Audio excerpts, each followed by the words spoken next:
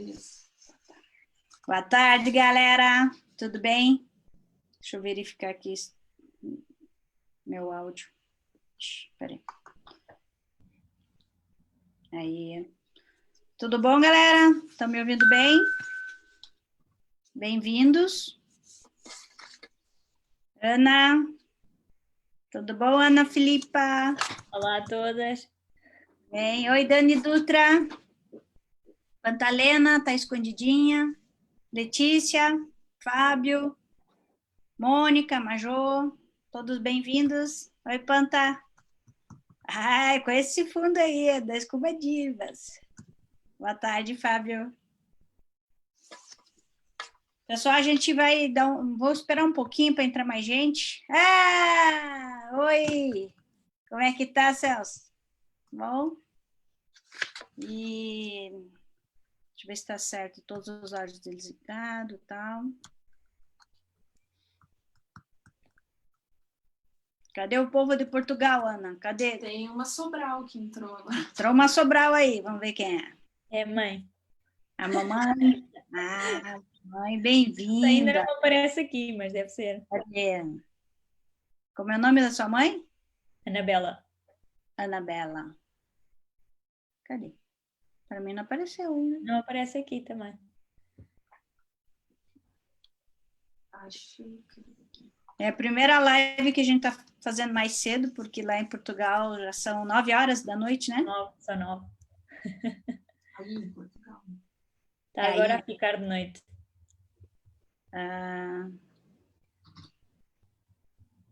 Tá tudo perfeito, o som. Valeu, Panta, obrigada pela resposta. A gente vai fazer uma dinâmica diferente. Agora, o que vocês tiverem de pergunta, a gente já vai tentando responder imediatamente, tá bom? Tá? Então, por favor, Ana, não se sinta... Vão perguntando à vontade. Não sei como ela vai tocando, vai falando naturalmente e eu vou tentando te fazer as perguntas do pessoal. Deixa que a gente aqui cuida do chat. A Maria vai cuidar do chat lá do Facebook e eu cuido do chat aqui do Zoom, tá? Se tiverem perguntas, avisem. Eu também vou perguntando. Ótimo. Então, eu vou começar oficialmente, vou fazer a sua apresentação. Deixa eu abrir aqui. Vamos lá. Ana Filipa Sobral. Muito obrigada, Ana. Bem-vinda.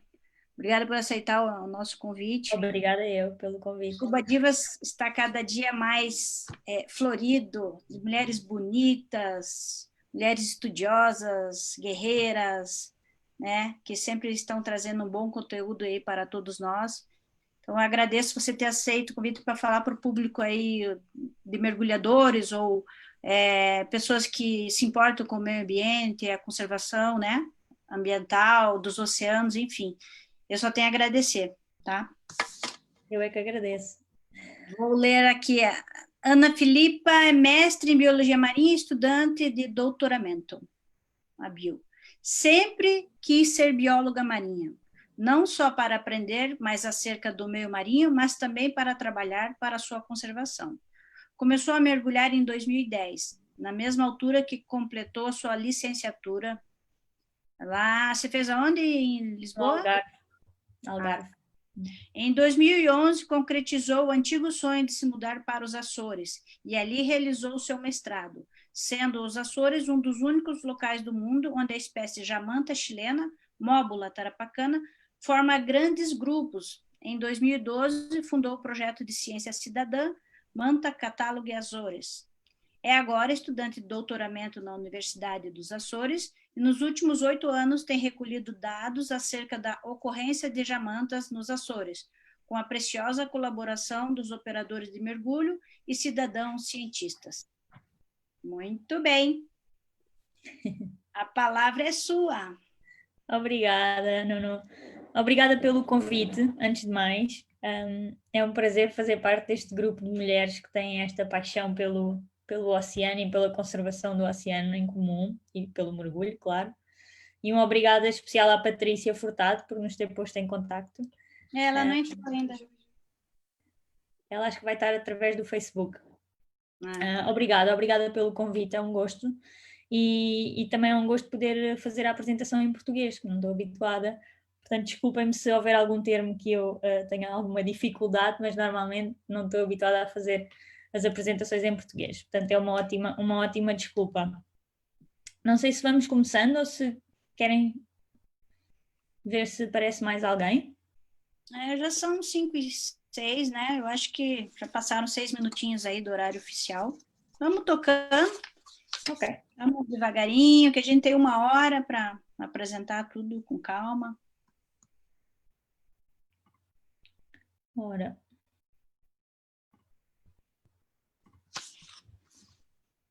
Você não está conseguindo compartilhar sua tela? Acho que agora Vai. já está. Beleza, apareceu para mim aqui. Perfeito.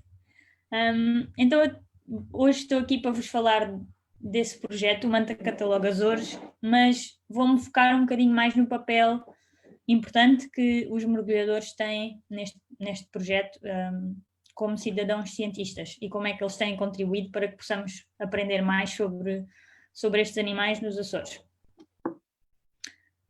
E para começar, não sei se toda a gente tem noção de onde é que ficam os Açores, mas os Açores ficam ali bem no meio do Atlântico Norte. Estamos mais ou menos à mesma distância de Lisboa do que estamos de Nova Iorque, portanto é mesmo no centro. E são 9 ilhas vulcânicas, que se estendem aproximadamente por 600 km. Estão divididas em 3 grupos e estão situadas mesmo em cima da crista média atlântica e numa zona onde há a junção de 3 placas tectónicas, portanto, geologicamente é uma zona muito complexa. E é, na realidade, o arquipélago mais remoto do Atlântico Norte. E por ser uma zona tão complexa geologicamente, estima-se que hajam milhares de montes submarinos na área ao redor dos Açores. Também por estarmos nessa zona, como podem ver ali no cantinho direito do ecrã, mesmo em cima da crista médio-atlântica. Mas alguns destes montes submarinos têm características especiais.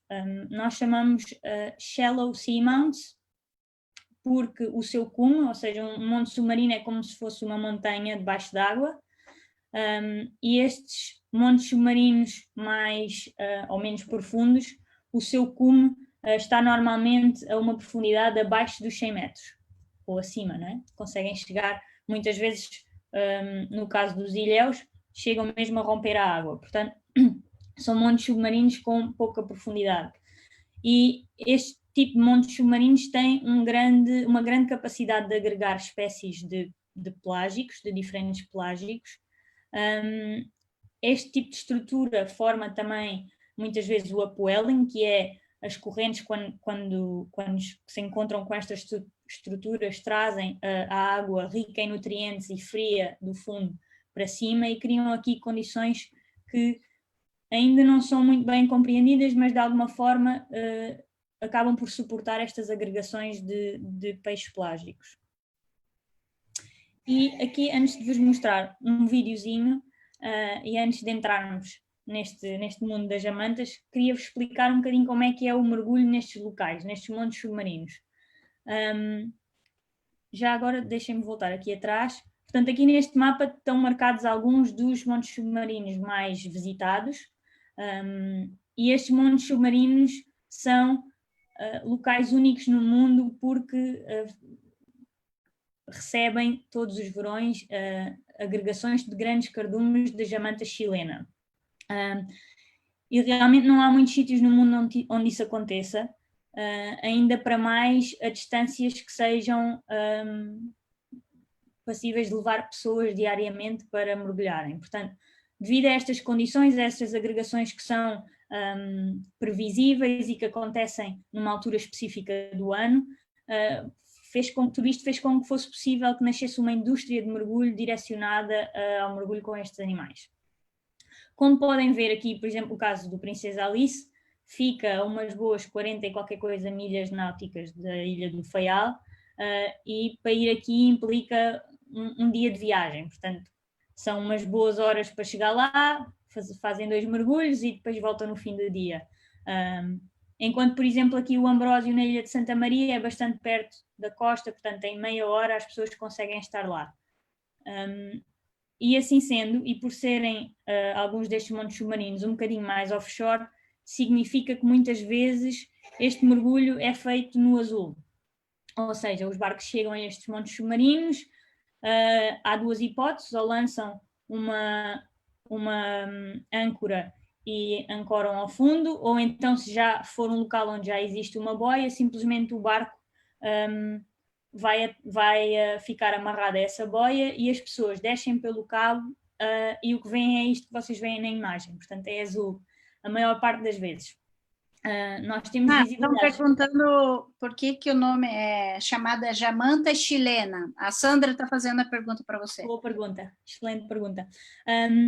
É chamada jamanta chilena porque o primeiro indivíduo que foi identificado foi na cidade de Tarapacá, no Chile. Portanto, daí o nome científico também, Móbula tarapacana, e o nome comum que lhe foi dado foi jamanta chilena. É essa a única razão. Excelente pergunta. Que ano foi descoberto o primeiro indivíduo? Quando foi a primeira avistagem? Boa pergunta. Boa pergunta. Devia saber isso. Agora para você estudar mais essa pergunta. De cabeça não sei, mas vou ver se está aqui neste livrinho simpático que nós temos. Estou a ver o nome da pessoa que identificou, mas agora não me ocorre o ano. Está aqui. 1892. Uau, 1892, tá. Há mais alguma? Não. Mais alguma pergunta? Não, pode seguir. Não? Então, como estava a dizer, normalmente temos visibilidades boas nos Açores, às vezes a visibilidade pode chegar facilmente aos 40 metros, outros dias não é tão boa, claro, também depende da altura do ano. O que acontece nestes montes submarinos é que às vezes as correntes também são bastante fortes, portanto não é um mergulho assim fácil, e muitas vezes esta questão das pessoas quando caem na água verem só o azul pode ser assim um bocadinho, levar ali a uma pequena adaptação. Mas pronto, o que fazemos é descer pelo cabo, não é realmente preciso estar abaixo dos 10, 15 metros para ver estes animais e depois esperamos que elas venham. Eu costumo dizer a brincar que elas é que lá vão para nos ver e não o contrário. Portanto, passado um bocado, umas vezes mais do que outras, elas acabam por aparecer e a ideia deste vídeo é também mostrar-vos um bocadinho então o que é que são estas agregações.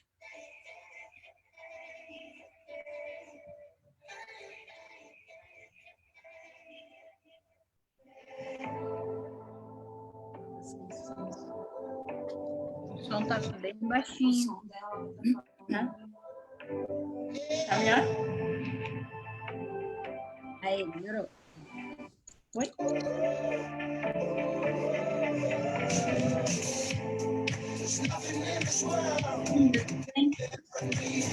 Nunca vi. Lindas, né, Dani?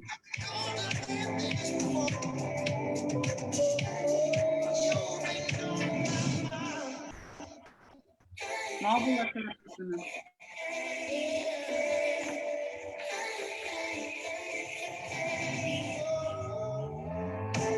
A Sandra está falando, linda demais, quero ir para lá. Vamos. Vamos, filha. Se Deus quiser, ano que vem, né, Ana? Isso era excelente.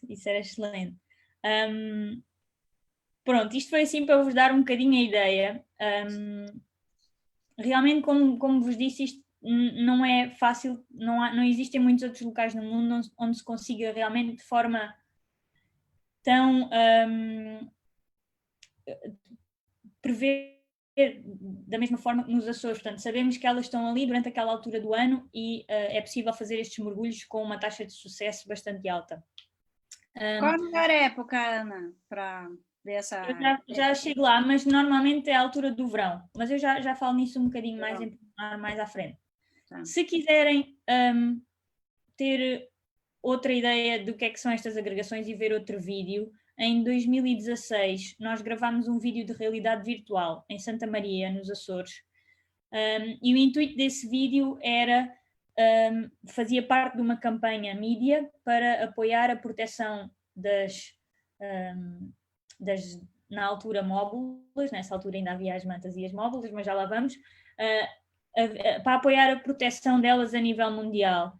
E a maneira que achámos que seria ideal era, visto que esta conferência ia ter lugar na África do Sul e os representantes governamentais de cada país que realmente votam a proteção ou não dos animais não têm que ser obrigatoriamente mergulhadores e possivelmente nunca tinham sequer visto um destes animais nunca na sua vida. E então a ideia era levar estas agregações à África do Sul e mostrar a estas pessoas durante 2 semanas o que era realmente esta interação com estes animais, de forma a que isso pudesse de alguma forma contribuir para a sua proteção. Portanto, se quiserem ver esse vídeo, eu mandei o link pelo chat, não sei se ficou disponível para toda a gente, não? Isto é um vídeo de realidade. Primeiro o link que está disponível, pessoal, no bate-papo. É um link do Vimeo. 4h54. Se vocês não conseguirem, a Major vai disponibilizar de novo o link. Peraí. Okay. É um vídeo de realidade virtual e é 360 graus, portanto, possivelmente, a menos que tenham os óculos de 360, vão ter que usar o telefone e rodar o telefone. Ou então, se fizerem no computador, vão ao link e conseguem com o rato mudar a imagem. Mas a ideia é irem virando a imagem, porque quando vemos com os óculos, temos imagem a toda a nossa volta. Portanto, este vídeo explica... depois no final vocês também explicam um bocadinho o que é que aconteceu na conferência e o resultado final, portanto acho que é giro, tem sido uma ferramenta excelente em sítios como Santa Maria, por exemplo, porque há muita gente que não é mergulhadora e que sabe que os turistas vão lá de propósito para mergulhar com estes animais e isto foi uma maneira de podermos levar essas pessoas a mergulhar a seco, mas tem sido uma ferramenta excelente com miúdos e eu acho que cada vez mais as pessoas só se importam com a conservação se tiverem realmente uma ligação emocional com aquilo que estamos a tentar passar-lhes. E neste caso é um exemplo excelente porque realmente estes animais têm uma interação tal com as pessoas e são tão curiosos que tem sido, este filme tem sido uma ferramenta excelente nesse sentido. Portanto, miúdos são crianças, é isso? Você tem um trabalho nas escolas?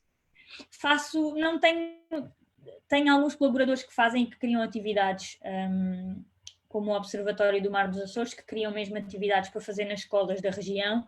Eu faço apresentações espontâneas e em Santa Maria, como passo lá bastante tempo nessa altura do verão, acabo por ter hipótese de chegar a essas crianças através dos professores ou diretamente e conseguimos que este filme fosse disponibilizado na biblioteca local. Portanto, quem quiser pode ir lá e assistir ao vídeo com óculos, o que foi também... tem sido excelente para as escolas poderem ter a oportunidade de ir lá, por exemplo. Portanto, convido-vos a todos a ver este filme. Mas seguindo em frente, como estava a dizer... É muito lindo mesmo. Fiquei louca para mergulhar com essas móbulas. E agora já temos a versão em português, que já andávamos a querer fazer o upload há muito tempo e agora, graças a esta apresentação, já está finalmente no ar. Portanto, esse link é para a versão portuguesa e há também depois uma versão em inglês. Como dizia há bocado, de antes, a família... Portanto, estas raias pertencem à família Mobulida e dentro desta família, até muito recentemente, achávamos que havia 2 géneros, o género Manta e o género Móbula. Entretanto, com estudos genéticos recentes, sabemos agora que fazem todas parte de um único género e é esse livro mesmo, é um excelente guia. E sabemos agora que esta família, afinal, todas estas espécies fazem parte de um género apenas, e esse género é o género Móbula. Portanto, de antes tínhamos as mantas e as móbulas, em termos de nome científico, e agora é tudo móbula. Portanto, o que era a manta birostris agora é móbula birostris e a manta alfredi agora é móbula alfredi. No entanto, por exemplo, em inglês, os nomes comuns ainda nos permitem separar as mantas das devil rays. Em português eu não tenho um termo para as devil rays, portanto vou usar esse em inglês se me permitirem. E apesar destes animais... Vamos falar devil ray, que a gente também fala em inglês. Perfeito. Ainda, além de... apesar destas espécies terem sido juntas num género só, ainda existem, ou sempre existiram, estas diferenças morfológicas que nos permitem distinguir entre elas. Portanto, no caso das mantas, que são aquelas que a maior parte das pessoas já conhece, são maiores, têm uma coloração escura, têm uma boca que nós chamamos boca terminal, portanto a boca é no topo da cabeça, como podem ver aqui nesta imagem. E estas barbatanas que elas têm na zona da cabeça, que nós chamamos os lobos cefálicos, que usam para ajudar a afunilar o plâncton para dentro da boca, faz uma espécie de túnel. Estes lobos cefálicos tocam no meio, portanto são alongados e quando elas fecham eles tocam. No caso das devil rays, estes lobos cefálicos são um bocado mais curtos e fazem assim como se fossem uns flaps, portanto não tocam no meio. E a boca delas, não sei se vocês, eu por acaso tenho aqui os nossos vídeos à frente, mas dá para puxar para lá, a boca é na zona ventral, portanto é abaixo do corpo e não na zona da frente da cabeça. Além destas Ele está diferenças... falando que eles chamam de nadadeiras cefálicas nas birostas. Nadadeiras cefálicas, exato. Ok, boa, obrigada. Além destas características, normalmente as devil rays são mais pequenas do que as mantas. Portanto, as duas espécies de mantas serão as maiores raias desta família e depois as outras são mais pequenas. A coloração também é diferente, mas não vale a pena para já entrar por aí. Estas são as maneiras mais simples de distingui-las. As devil rays são conhecidas normalmente por serem mais tímidas em relação aos mergulhadores. Na realidade, sabe-se muito menos acerca destas espécies do que se sabe acerca das espécies de manta. E são conhecidas também por formarem agregações grandes, como é o caso, tenho a certeza que já muitos de vocês viram, imagens das agregações de Móbula munkiana no Mar de Cortés, no México, em que elas saltam fora d'água e são milhares de indivíduos no mesmo sítio, e assim como aparecem, passados uns dias desaparecem e ninguém ainda percebeu muito bem qual é a dinâmica destas agregações. Pensa-se que elas possivelmente se juntam para acasalar, mas a realidade é que se sabe muito menos comparado com o que sabe acerca das mantas. Você sabe se tem algum biólogo, alguém que trabalha lá no México, estuda essas mantas de lá, esse comportamento? Sim. Por exemplo, o México tem os dois lados, mas eu penso que há projetos nos dois. Agora, na Baixa Califórnia não me estou a lembrar de um nome específico de um projeto, mas tenho a certeza que há alguma organização, mas agora assim de repente não me lembro do nome. Do lado do Caribe tem o projeto Manta México Caribe. Faz parte do Manta Trust também, mas agora não me recordo do outro lado, mas posso pesquisar e depois posso... É que a gente assistiu um documentário ontem, tinha um especialista nos tubarões, tem os tubarões touro lá, né? No Mar de Cortés, mas ninguém comentou nada assim no documentário sobre alguém que estuda esse comportamento, porque é um volume muito grande, né, de mantas saltando. Mas também é muito difícil de estudar, porque ainda não se percebe muito bem, é um bocado difícil de prever quando é que elas vão formar essas agregações e muito rapidamente elas também desaparecem. Portanto, aquilo dura, segundo o que já li, 2, 3 dias e depois elas desaparecem, tão rápido como apareceram.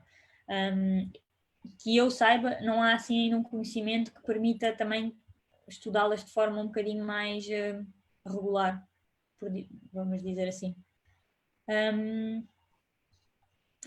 Queria dar-vos aqui um bocadinho uma perspectiva histórica das referências que existem para os Açores. Estes animais de antes eram, ao contrário do que é hoje em dia, que são vistos como animais carismáticos, não é? As pessoas pagam para ir mergulhar a vários sítios do mundo com estes animais. De antes eram vistos como uma ameaça e eram conhecidas como raias-diabo. Não só porque as tais nadadeiras cefálicas, quando enroladas, fazem lembrar como se fossem chifres, mas também estes animais eram conhecidos porque tinham aquelas asas grandes as pessoas acreditavam que elas podiam abraçar as pessoas e levar as pessoas para o fundo. E o mesmo acontecia com embarcações. Isto são bichos que são grandes, não é? E têm muita força ao bater as asas, e o que acontece é que elas têm um ponto morto aqui no meio da cabeça, ou seja, entre as nadadeiras cefálicas, e o que acontece é, se elas encalharem, por exemplo, num cabo, ficam ali e tentam continuar a ir em frente. E se baterem as asas, conseguem exercer bastante força. Portanto, e aconteceu, em alguns casos, com pequenas embarcações de pescadores, e já ouvi uma história desse género nos Açores, em que o bicho começa quase como se a rebocar o barco, não é? Porque está a tentar ir em frente com a cabeça no cabo da âncora. E então eram vistos como uma ameaça. Hoje em dia já não é bem assim, infelizmente. Mas então a primeira referência que existe para os Açores é de 1777, em que um autor chamado Duhamel du Monson fala sobre uma raia cornuda nos Açores, mas, claro, nesta altura, como podem ver o desenho ali do lado esquerdo, era assim um desenho um bocadinho criativo, vamos dizer assim, e não havia, também muito devido ao tamanho grande destes animais, não há nenhuma espécie preservado assim tão antigo, e realmente as imagens que tínhamos eram coisas que não nos permitem hoje em dia chegar a uma identificação da espécie. No caso da Móbula birostris, mais especificamente, essa foto que está aí do lado direito é uma foto tirada nos anos 50 no Porto da Horta, na Ilha do Faial. E essa foto foi enviada para o Museu de História Natural de Londres, onde foi depois feita a identificação da espécie, e é essa então a primeira referência que existe mais específica para uma espécie da família Mobulidae nos Açores. Curiosamente, a jamanta chilena, que é hoje a que vemos com mais frequência, só foi mencionada pela primeira vez em 1990. Outro dos problemas com a taxonomia desta família é como as espécies são muito semelhantes e se sabia muito pouco sobre elas. Há muitas identificações erradas ao longo da história em diversas publicações, especialmente mais antigas. Portanto, torna um bocadinho difícil confirmar exatamente que espécies é que ocorriam. E é aí que depois entramos nós, mergulhadores, ou mesmo uma pessoa que tenha um barco e que tenha um telefone, uma máquina fotográfica. Portanto, hoje em dia temos essa facilidade de ter imagens, e qualquer pessoa tem uma câmera com uma qualidade mínima hoje em dia é em grande forma acessível. E então, em 2012, quando fundei o projeto Manta Cataloga Açores, a minha ideia foi começar a recolher todas as fotos que eu conseguisse destes animais. E recebi fotos destas 3 espécies.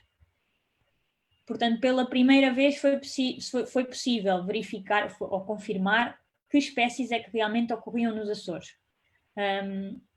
E na maioria eram fotos de jamanta chilena, portanto essa é a espécie que nós vemos com maior frequência, de forma sazonal, portanto elas visitam os Açores na altura do verão, de junho a outubro, e portanto este é o que compõe a grande parte da nossa base de dados. São animais que atingem até 3 metros, portanto são mais pequenas do que as mantas, mas ainda são bastante imponentes quando as vemos debaixo d'água. Têm uma cor no dorso quase dourada, portanto é assim entre o verde azeitona e o amarelo torrado, é assim é uma cor dourada. E curiosamente têm aquele padrão, como podem ver aqui nesta foto do lado esquerdo. Dentro das Devil Rays, esta é a única espécie que tem um padrão ventral. Portanto, por exemplo, aqui a jamanta gigante, que é uma espécie que vemos, ou a móbula mobular, é muito raro, mas aparece, tem uma barriga totalmente branca. Estes animais também atingem à volta dos 3 metros, têm aquela marca preta bastante pronunciada acima da cabeça e têm uma cauda extremamente fina e comprida, e normalmente o comprimento da cauda ultrapassa o comprimento do indivíduo de ponta a ponta da asa, portanto é uma característica também muito, muito peculiar. Outro visitante que temos. Ana, você já conseguiu ver as 3 num mergulho? Ou 2 tipos de mantas? Já vi 2 a 2, mas nunca as 3 ao mesmo tempo. Mas já a móbula mobular só vi uma única vez.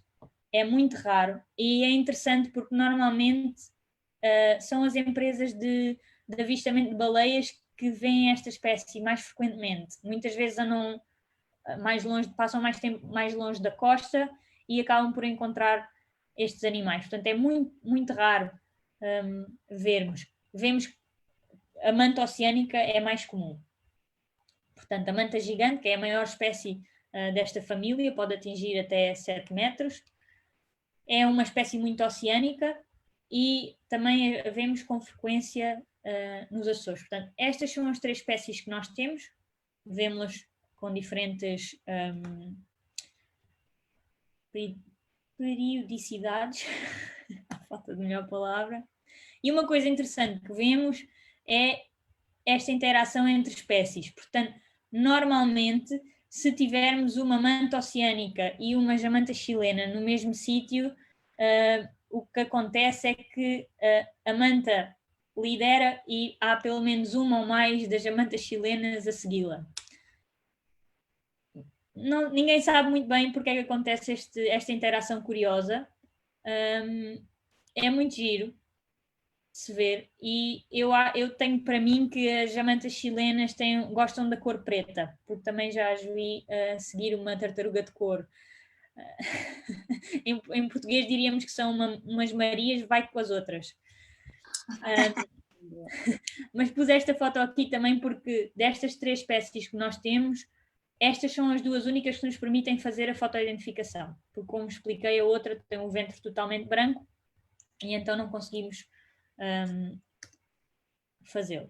Essa foto do Nuno Sá, que é a primeira, é incrível porque você vê a parte da barriga da Birostris, que é onde a gente faz a identificação, e a outra, a chilena, você vê só o dorso. Então, quem não entende acha que são 2 mantas da mesma espécie, né?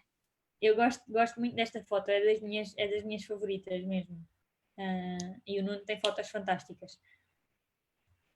E então, focando-me agora na espécie que nós vemos com mais regularidade, que é a jamanta chilena, até há pouco tempo era considerada das espécies das quais sabíamos menos desta família. E na altura, em 2012, quando comecei este projeto, ela estava listada na lista vermelha da IUCN como data deficient, ou seja, não tínhamos sequer dados suficientes para perceber se este animal estava ameaçado ou não. Hoje em dia sabemos, e em 2019, portanto o ano passado, foi listada como estando em perigo. É uma espécie altamente migratória e oceânica, tem uma distribuição circunglobal, portanto um pouco por todo o mundo, e sabemos que forma agregações nestes montes submarinos que vos falei entre junho e outubro, nos Açores.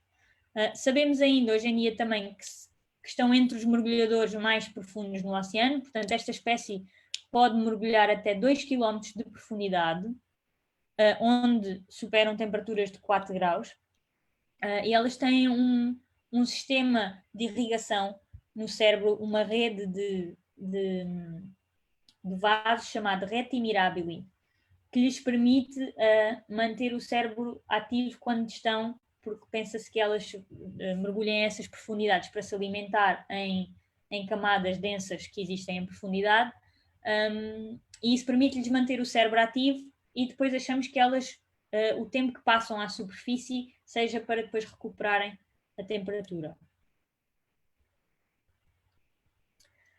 E então, quando cheguei aos Açores e realmente comecei a ouvir falar sobre estas agregações e vi as primeiras fotos, apercebi-me desse tal padrão, como podem ver aqui na fotografia, que não é bem semelhante às mantas, que de vocês, quem já mergulhou com mantas ou quem já viu fotos, sabe que o padrão normalmente são manchas, não é? Portanto, é fácil a identificação e até é fácil reconhecê-las ao final de um tempo. E apercebi-me que esta espécie tinha este padrão, e então o que pensei foi que, começando a recolher fotos, se calhar conseguíamos fazer o mesmo com esta espécie que já era feito com as duas espécies de manta. E assim foi.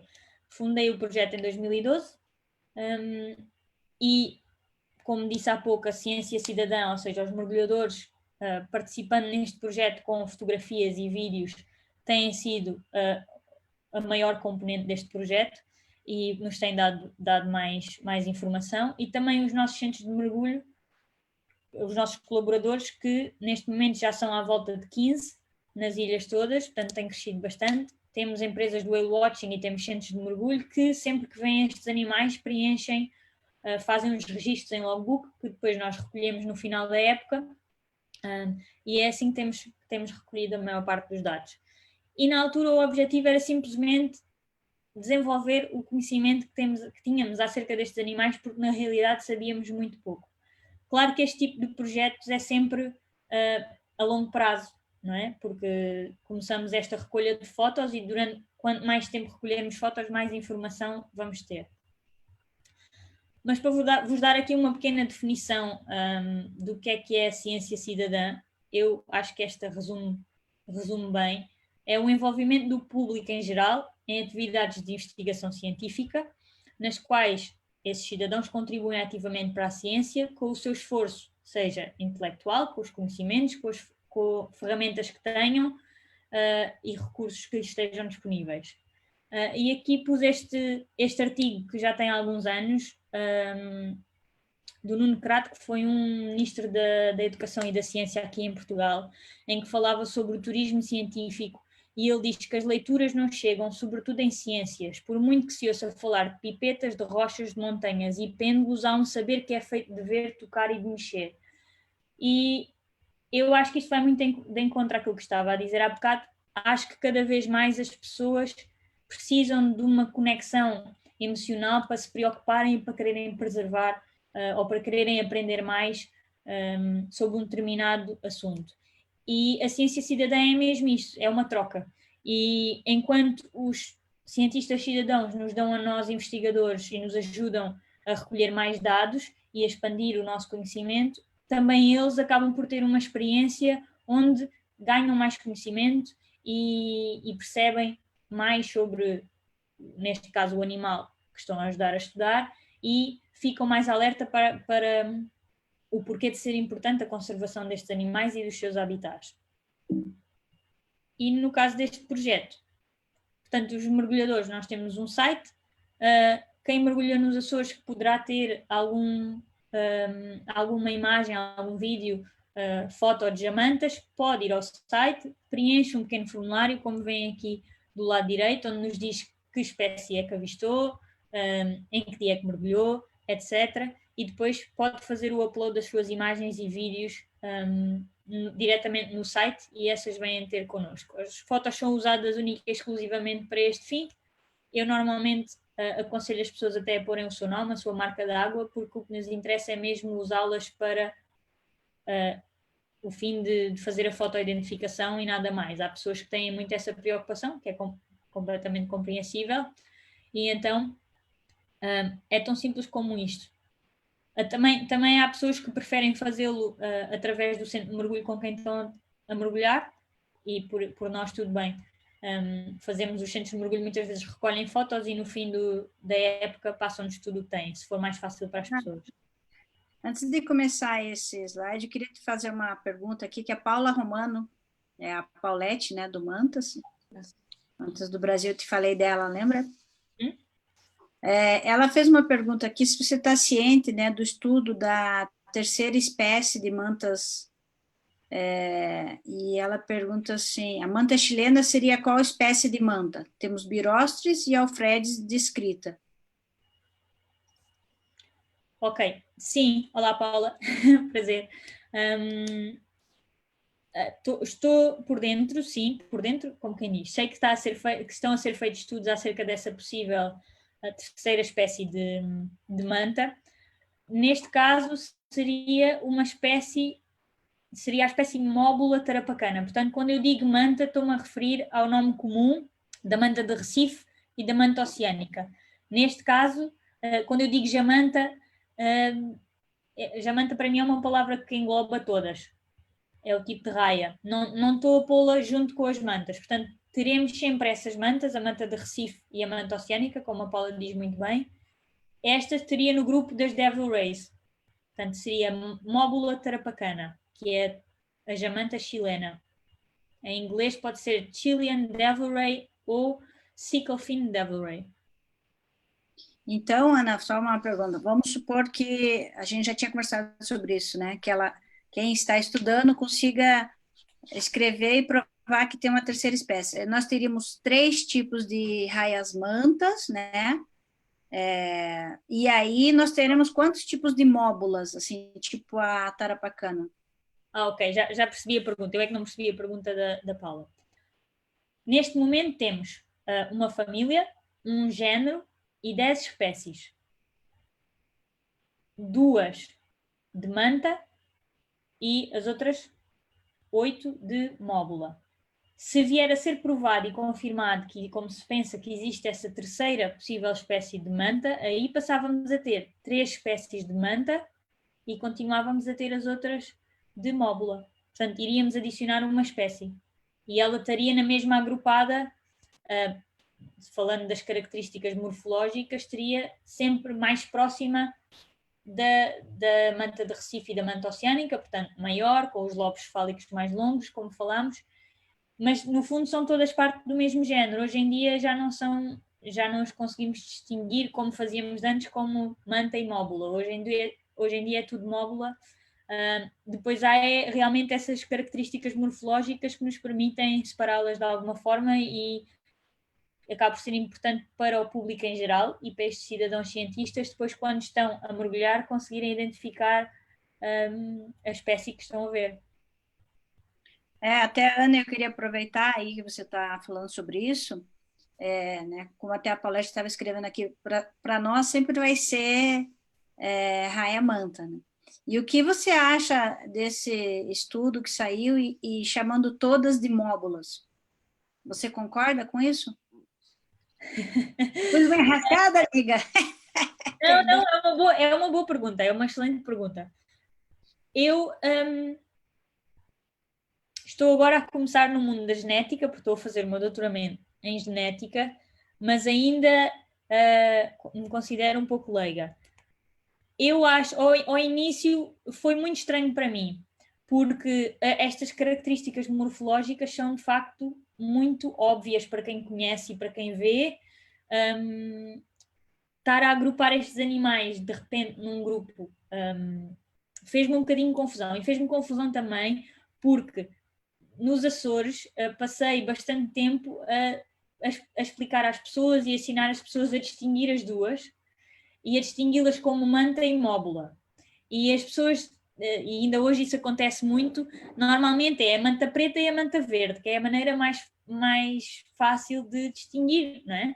E nessa altura que depois elas foram juntas no mesmo grupo, as pessoas já explicavam que espécie é que tinha visto como manta ou móbula. Isso para mim já era uma conquista enorme. Agora eu tenho que explicar às pessoas que afinal é tudo móbula. Mas de facto sei de outro estudo de outra colega que está a ser feito e segundo sei os dados dela apontam para o mesmo resultado. Portanto, elas de facto em termos genéticos são muito próximas e existe realmente essa possibilidade dessa terceira espécie e inclusive esta móbula tarapacana, portanto a jamanta chilena, é das espécies que está mais próxima em termos genéticos, portanto na árvore genética, está mais próxima das mantas. Portanto, acaba por não ser um facto de eu concordar ou não, os dados realmente mostram-nos isso, a genética mostra-nos isso e é bastante interessante. Eu ao início achei que ainda ia gerar muita controvérsia essa história de juntar todas no mesmo grupo, mas agora já começa a ficar um bocadinho mais, com mais conhecimento, já começa a ficar um bocadinho mais habituada a essa ideia. A Paulette escreveu aqui também assim, ó. Estamos dentro dos estudos dessa terceira espécie, junto com a doutora Andrea Marshall, mas a comunidade que estuda mantas não estão aceitando. Tem muitas evidências que provam que não são birostres nem Alfred. O que a doutora acha disso? E a Paulette complementou que é verdade, elas concordam com a doutora, que ficou mais difícil de explicar essa diferença. para o público é mais difícil, e especialmente acho que em português, porque enquanto em inglês nós podemos continuar a dizer as Manta e as Devilry, em português não temos uma palavra. E então acaba por ficar mais difícil. Eu acho que sim, que neste momento em termos genéticos já há provas muito fortes de que existe uma terceira espécie, mas depois, um pouco como aconteceu quando a Andrea Marshall, quando pensávamos que só existia uma espécie de manta e de repente ela nos veio mostrar que existem afinal duas, há um trabalho muito grande em termos de documentação destas características morfológicas e usa-se muita fotografia também para isso, de vários locais e do máximo de indivíduos possível, para depois poder realmente, em termos científicos, justificar que é uma terceira espécie. E neste caso, hoje em dia, tendo essa ferramenta que é a genética, depois muito mais fácil é de fazer o backup dessa informação e dizer, não, em termos genéticos podemos provar que é assim e que há uma terceira espécie que realmente é distinta das outras a nível genético. Portanto, eu acho que mais dia menos dia vamos realmente ter que fazer uma nova reformulação nesta família e acho que isso ainda vai acontecer muito daqui para a frente, porque nesse estudo genético, além de termos junto todas as espécies num género só, também descobrimos que pelo menos 4 espécies que achávamos que eram distintas, na realidade acabam por ser só 2. Por exemplo, a móbula mobular que falei há bocado foi unida com a móbula japânica. E isto depois tem também implicações grandes em termos de conservação, porque achávamos que a móbula mobular estava restrita ao mar Mediterrâneo, por exemplo, enquanto a móbula japânica tinha uma distribuição circunglobal. A móbula mobular era dada como estando em perigo, enquanto a outra não. Portanto, quando vamos unir estas espécies numa só, tudo isso vai mudar e vamos ter que rever também tudo o que seja medidas de conservação e estatutos de conservação, etc.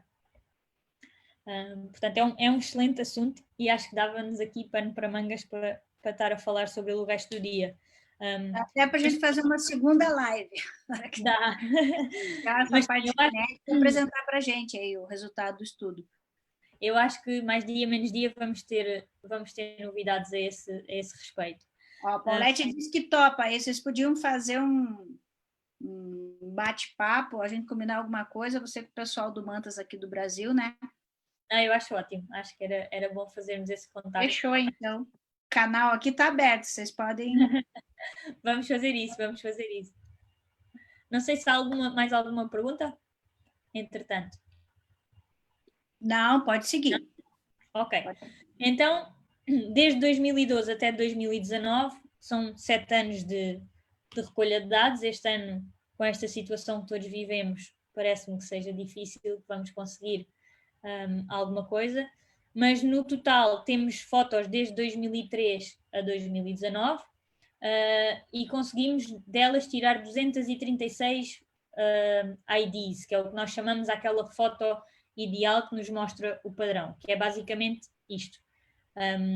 Estas são 2 fotos ideais, é isto que nós procuramos. Claro que nem sempre é fácil obter fotos assim tão perfeitinhas, mas neste momento temos 205 jamantas chilenas na nossa base de dados e temos 31 móbula birostris, ou manta oceânica.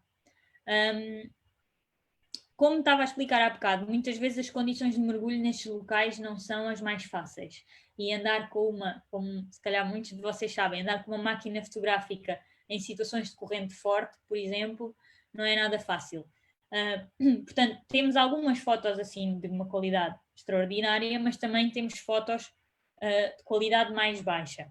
E logo ao início, eu estava a trabalhar com mais fotos de boa qualidade, porque era mais fácil para mim chegar a pessoas que tinham fotos disponíveis online e normalmente eram fotógrafos mais conhecidos, e então essas foram as primeiras fotos que eu recebi e estava a usar um software que é usado para a identificação de cachalotes. Portanto, a fotoidentificação dos cachalotes é feita com o contorno da cauda e com as cicatrizes e marcas que eles têm nesse contorno, e como aqui o padrão da jamanta chilena é muito semelhante, é também um contorno, por assim dizer, estava a usar esse software que permitia fazer a identificação, mas depois cheguei a um ponto que percebi que estava a descartar muitas fotos que me eram enviadas de menor qualidade para poder usar o software. E então tive de tomar a difícil decisão de começar a fazer tudo manualmente. Hoje em dia tenho 4 estudantes a ajudar-me a fazer a análise destas imagens, é tudo feito manualmente, portanto, quando recebemos uma foto como esta, vamos compará-la lado a lado com todas as fotos que já fazem parte da nossa base de dados. Cada indivíduo tem um código e, ao sabermos a data e o local onde foi tirada esta foto, podemos, a partir daí, se o mesmo animal for reavistado, perceber que movimentos é que existem, quanto tempo é que passa entre reavistamentos e etc. Temos também 5 indivíduos destes na nossa base de dados. Estas mantas são quase completamente negras, portanto têm a sua coloração diferente do padrão habitual, e isto é um melanismo, ou seja, é uma mutação que provoca um excesso de pigmentação na pele do animal e elas ficam quase completamente pretas. Normalmente têm uma mancha branca aqui na zona entre as guelras, que é o que nos permite fazer a fotoidentificação. E como existe o melanismo, que é um bocadinho como a pantera negra, que é um leopardo ou uma onça, é a mesma coisa. Portanto, eles têm uma mutação genética que faz com que tenham um excesso de pigmentação e ficam... Força, não? Na minha opinião, assim, eu sou apaixonada pelas mantas birostes, as melanísticas, para mim, são as mais bonitas. E também as mais difíceis para fotografar, porque como ela é escura por baixo, quando você está por baixo fazendo a foto de identificação, você tem que trabalhar esse contraluz, trabalhar a luz, a explosão dos flashes. Então, elas são bem difíceis de fotografar. Mas eu sou apaixonada por essas mantas. Eu acho que é sempre um encontro especial. Primeiro porque estes animais já são tão elusivos e já têm um ar tão misterioso, não é? E depois, de repente, são grandes e vemos um animal destes completamente negro à nossa frente. É assim quer dizer, é uma coisa especial. E depois a interação com estes animais é extraordinária. Eu, das poucas vezes que vi um animal destes, houve uma interação de sempre à volta de 1 hora ou mais. Não sei se, não vou estar a querer generalizar, mas os encontros que eu já tive com estas mantas melanísticas são sempre muito mais curiosos do que as outras. E eu não sabia sequer que tínhamos este tipo de animais nos Açores, e depois foram surgindo na base de dados. Por acaso, a primeira que surgiu fui eu que vi em 2015, e foi assim, pronto, como fui apanhada de surpresa, ainda mais especial foi. E tive durante 1 hora na água com a manta sempre a circular, e se eu tivesse ficado mais tempo na água, eu já estava sem ar na garrafa, já estava só à superfície e ela continua. Portanto, se tivesse ficado mais tempo, acho que ela ficava. E foi também interessante perceber que vemos animais destes nos Açores, que também foi uma informação nova. Outro tipo de informação, sem querer entrar aqui em coisas muito técnicas, mas só para dar uma ideia de como é que as fotografias podem dar-nos um sem fim de informação.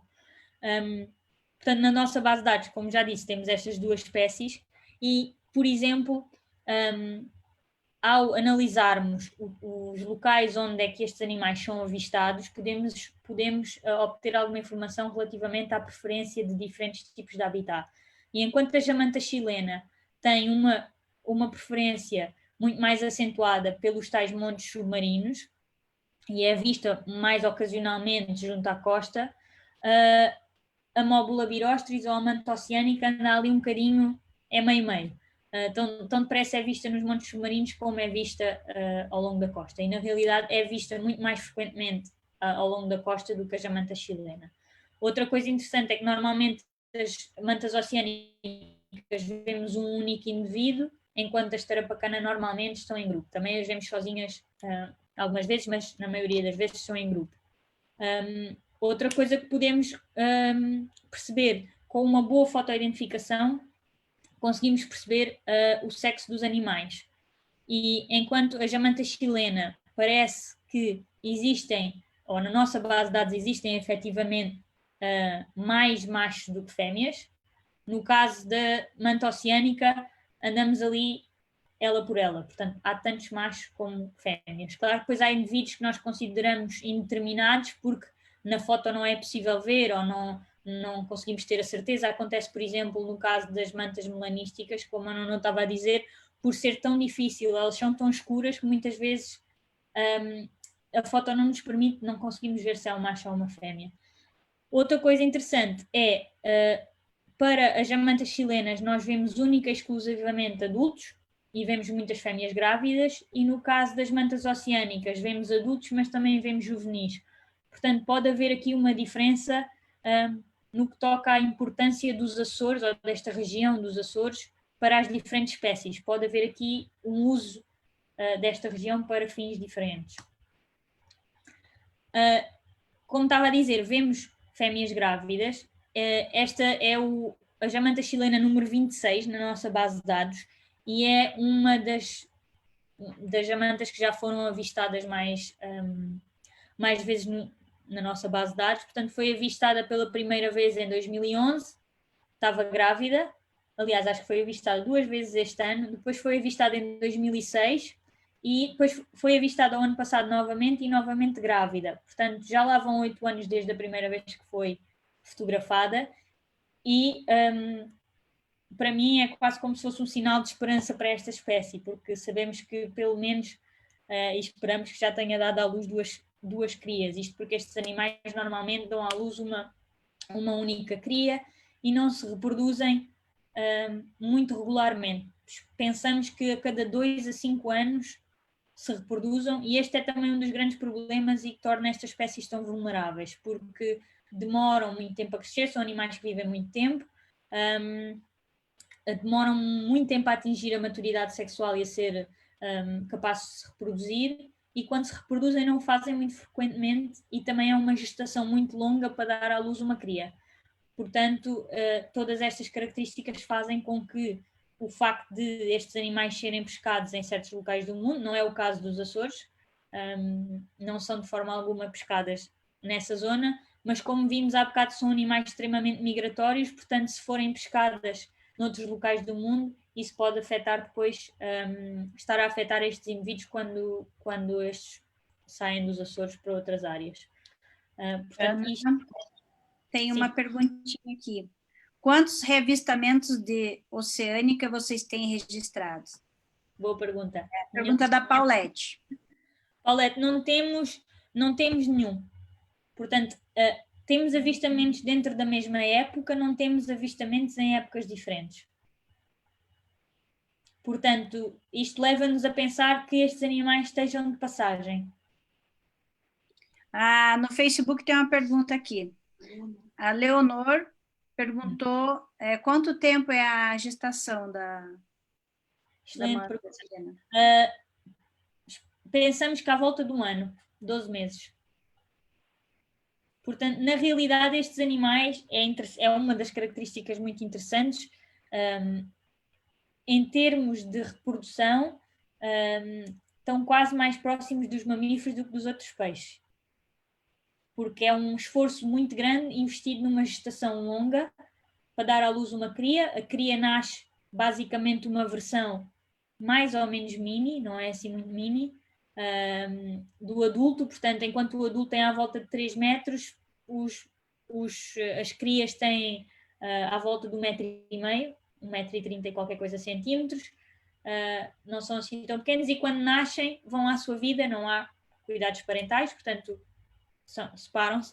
Não sabemos onde é que elas dão à luz. Portanto, temos grávidas nos Açores, mas nunca vemos os juvenis. Portanto, é possível que elas deem à luz mais fora, mais longe da costa, mas a realidade é que não sabemos. Mas essa é uma excelente pergunta. Portanto, gestação dá à volta de 1 ano. Falhou, eu não entendi. Você pode repetir, por favor? Eu não Estava a dizer que era uma excelente pergunta e que pronto, as gestações são longas. à volta de um ano. E entre 2 a 5 anos entre cada gestação. Portanto, eu não expliquei, mas como sabemos que o animal está grávido ou não, é porque fica aqui, não só na barriga como nas costas, fica assim, com a cria é grande, e então podemos ver assim uma barriga bastante acentuada. Em termos de reavistamentos, temos indivíduos reavistados em anos diferentes, muitas vezes com muitos anos de diferença entre reavistamentos, temos 8, 9, 15 anos de diferença, o que é fantástico, e quando comecei este projeto, a primeira pergunta que queria responder era exatamente essa: será que são os mesmos animais que voltam em anos diferentes ou não? E agora sabemos que sim, sabemos que os mesmos animais voltam, sabemos que não voltam obrigatoriamente ao mesmo monte submarino, portanto podem voltar ao mesmo ou podem voltar a outros dentro da região. Outra coisa interessante é que dentro da mesma época não temos reavistamentos em diferentes montes submarinos, apesar destes animais terem a capacidade de se movimentar grandes distâncias com facilidade. Por acaso na nossa base de dados ainda não temos, não significa que eles não o façam, mas hoje em dia podemos dizer que a fotoidentificação é possível e que o facto destes animais poderem ser identificados com tantos anos de distância entre fotografias significa que podemos assumir que o padrão não sofre alterações durante a vida do animal, e por isso podemos usar a fotoidentificação para estudá-los. Para vos dar um exemplo, aqui neste padrão usamos pontos mais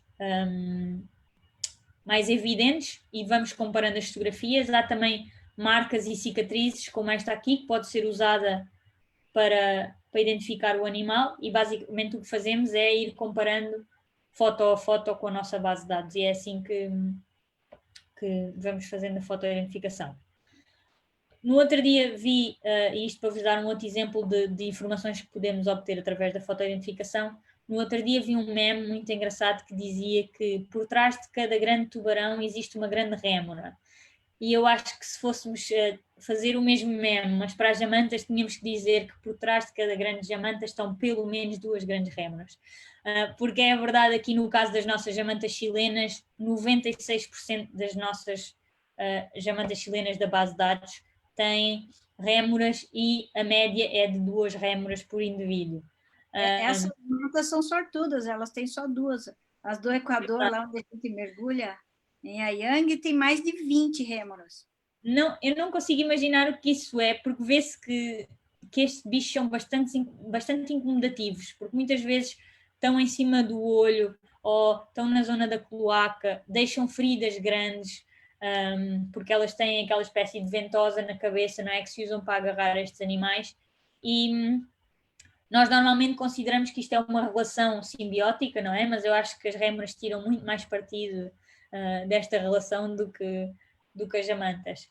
No caso, falando são parasitas, né? Eu acho que elas só se beneficiam, né? Daí não é uma relação. Há uma discussão grande e é uma discussão interessante, e é uma questão interessante que a Paula lança aqui. Nomeadamente no caso das jamantas chilenas, porque em muitos casos as rémoras ajudam ao remover os parasitas, portanto elas comem os parasitas. No caso destas jamantas chilenas, quando sabemos que elas mergulham a 2 km de profundidade, eu não me parece que os parasitas sejam grande problema para elas.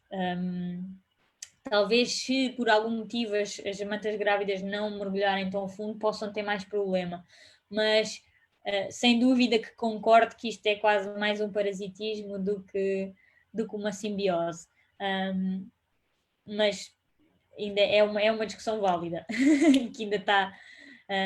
e acho que também depende, porque em diferentes zonas do mundo e com diferentes espécies vamos ter diferentes tipos de rémora também associadas aos animais. E, por exemplo, outra coisa interessante é que com as mantas oceânicas vemos muitas vezes os peixes piloto, como estão aqui nesta imagem, ou lírios, por exemplo, e com as jamantas tendemos a ver mais as rémoras. Portanto, isto são tudo informações, bem como informações de comportamento, de alimentação, tudo isso podem ser informações que nós conseguimos obter através de vídeos ou fotos. E os vídeos, muitas vezes, mesmo que não nos mostrem a barriga, permitem-nos ver o comportamento. Um comportamento que vemos com muita regularidade nos vídeos é a tal interação com os mergulhadores, porque estes animais são de facto curiosos com os mergulhadores, dirigem-se e viram o olho diretamente para nós, para olhar para nós, e há realmente ali uma interação e uma curiosidade muito, muito interessante e que nos leva a crer que há ali um nível de inteligência de alguma forma e na realidade estes animais têm o maior cérebro de todos os peixes relativamente ao seu comprimento do corpo. Portanto,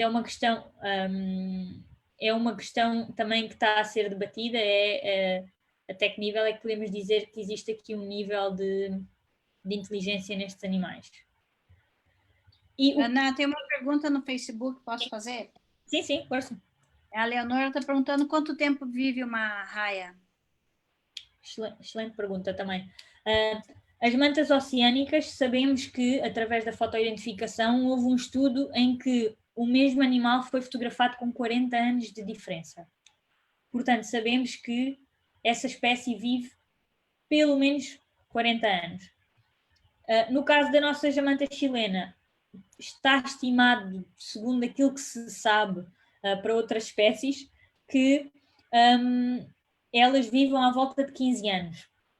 Nós temos um indivíduo que foi fotografado com 15 anos de diferença e quando foi fotografado a primeira vez já era adulto e estima-se que a idade de maturação possa andar entre os 3 e os 5 anos. Portanto, eu pessoalmente acho que esta espécie poderá viver mais, tal como a manta oceânica, mas lá está, é o tipo de informação que normalmente só é possível através de fotoidentificação, porque mesmo que façamos marcação, né, com marcas de satélite, essas marcas têm sempre um tempo limitado.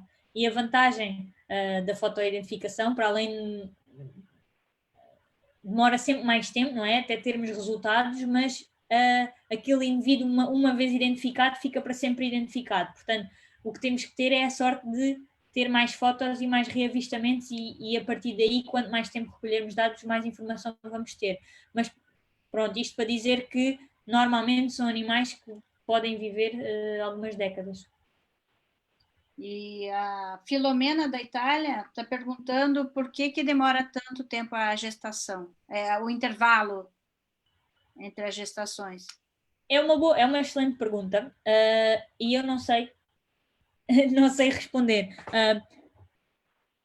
Vai estar sempre relacionado com o esforço que a fêmea faz para levar a cabo essa gestação tão longa. Portanto, é uma gestação de 12 meses em que todo o esforço está direcionado para a sobrevivência de uma cria. Portanto, elas direcionam todo o seu esforço para a sobrevivência daquela única cria e isso exige muito da fêmea.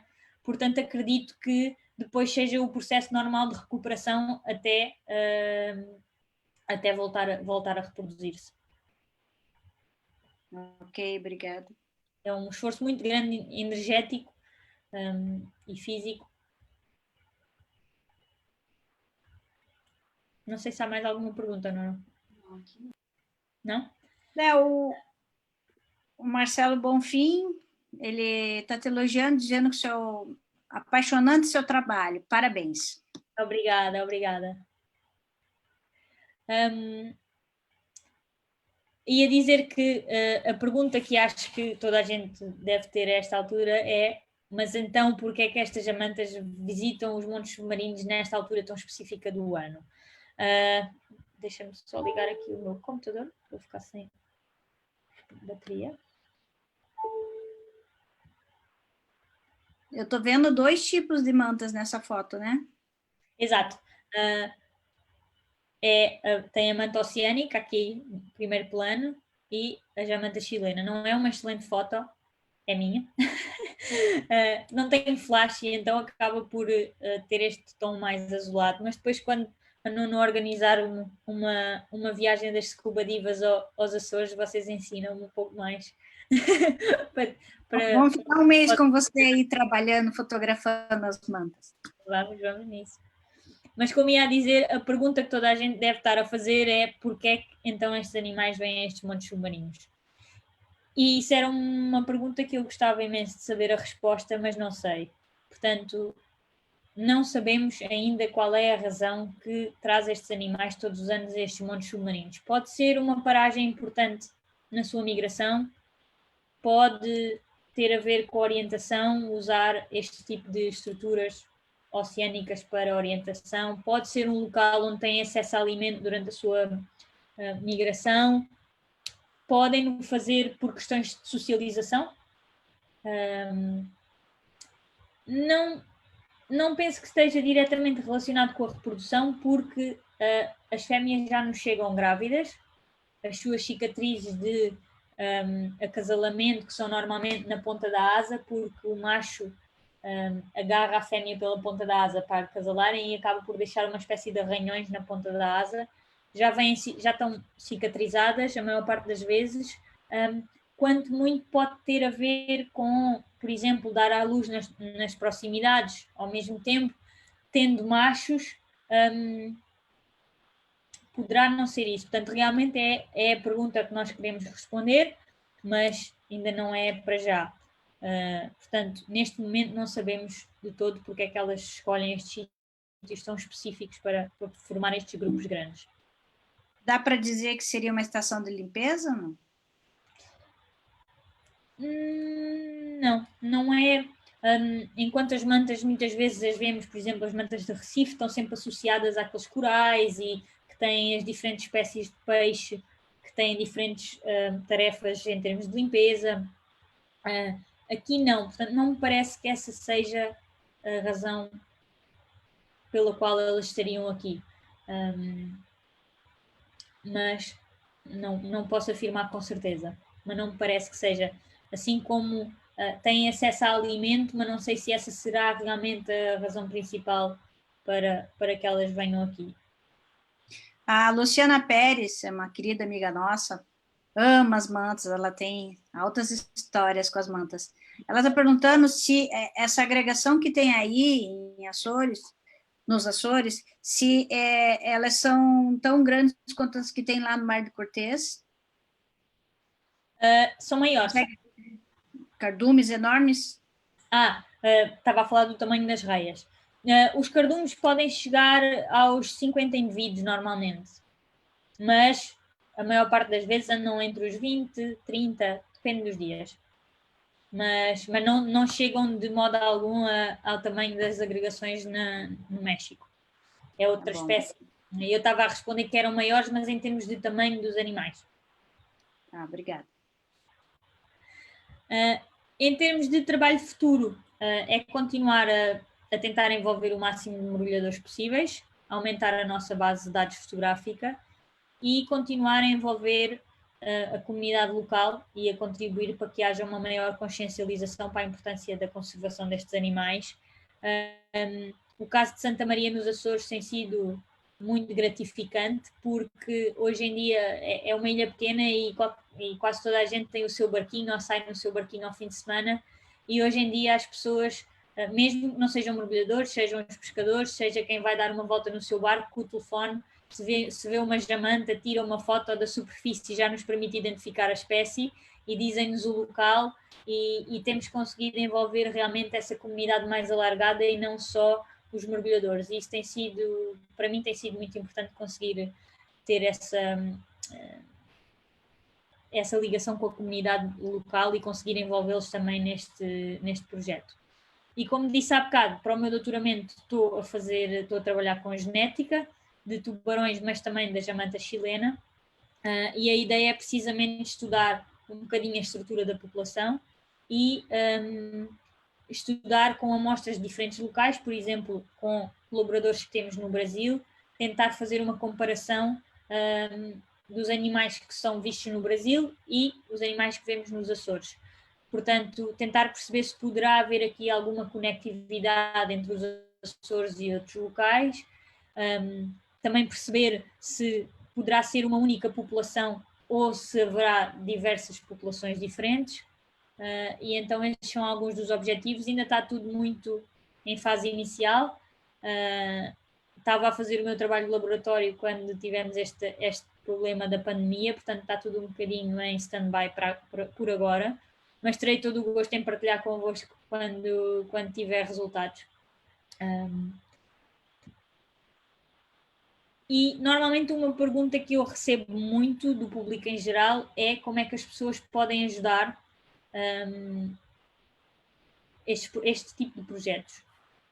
Claro que sendo mergulhadores, como já disse, tirando fotografias ou dando dados acerca dos nossos mergulhos é uma boa ajuda, mas sendo mergulhadores também, quando vamos, por exemplo, viajar, é importante tentarmos perceber se na área que vamos visitar existe realmente algum projeto, como é que quando estivermos lá podemos ajudar, e muito importante é também usarmos o nosso, como consumidores, através das nossas escolhas, ajudar um pouco a conservação destes animais. E podemos fazê-lo escolhendo empresas que respeitem não só os códigos de conduta locais, como outros códigos de conduta que existem voluntários, garantir que vamos com um operador que respeita os animais.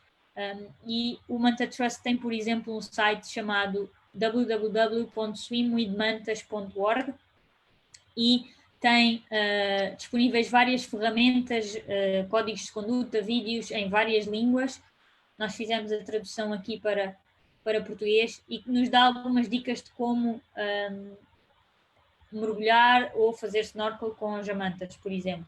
Portanto, nós podemos fazer esta consulta antes de viajarmos e depois também podemos questionar os centros de mergulho com que vamos sair e perguntar se eles realmente têm conhecimento, se seguem, e garantir que saímos com operadores que realmente garantem um bom encontro para nós, mas também que não perturbe os animais. Tenho que agradecer a todas as pessoas sem as quais este trabalho não tinha sido possível. Começo pelos mergulhadores e pelos centros de mergulho que nos enviam os dados e que têm sido o grande pilar deste projeto, mas também financiadores como o Oceanário de Lisboa, a Fundação Save Our Seas e a Fundação Yves Rocher, os parceiros Manta Trust e o Observatório do Mar dos Açores, e todos os centros de mergulho e empresas do Whale Watching que também colaboram com o nosso projeto. Obrigada a todos por assistirem e se tiverem algumas questões terei todo o gosto em responder a mais umas. Parabéns, adorei. Nossa, que foto linda. Tem várias perguntas aí do pessoal. Eu vou fazer um comentário aqui. Vou ler o que a Paulette colocou. Vamos fazer uma parceria, trocar informações. Eu já coloquei com certeza, porque a gente já havia comentado sobre isso, né? E ter apresentado o pessoal. Até eu vi que está aí na sala Ana Paula Balboni, o Rick Coelhos também são do projeto, do Mantas do Brasil. E a Paulette colocou assim, acho importante demais para a preservação quem são os parceiros no Brasil. Se você tem parceiros aqui no Brasil, acho que ela está perguntando.